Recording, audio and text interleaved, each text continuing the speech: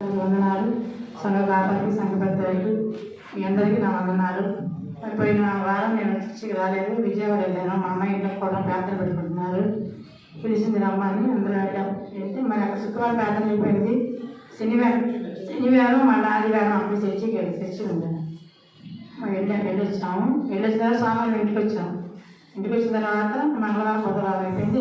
గురువారం మధ్యాహ్నం మా అన్నయ్య మేము 6 మంది మా అమ్మకు సంతానం. మా పెద్ద అన్నయ్య ఆయన 60 సంవత్సరాలు.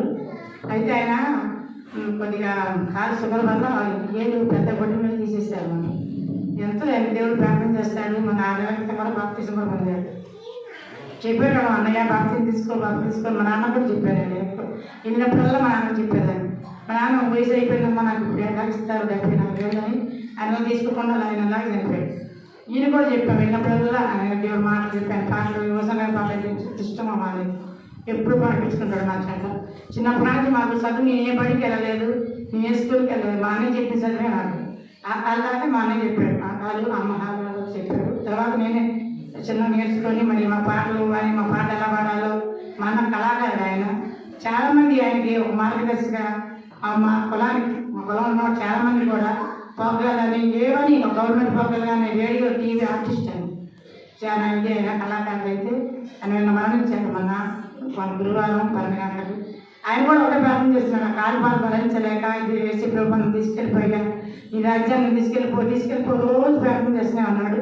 మరి ఆ దేవుడు ఎందుకు ఆ ప్రార్థన ఆలకించి మన గురువారం ఆయన శరీరాలు చేర్చుకున్నాడు. ఆయన్ని మాకు మొన్న తెలిసింది.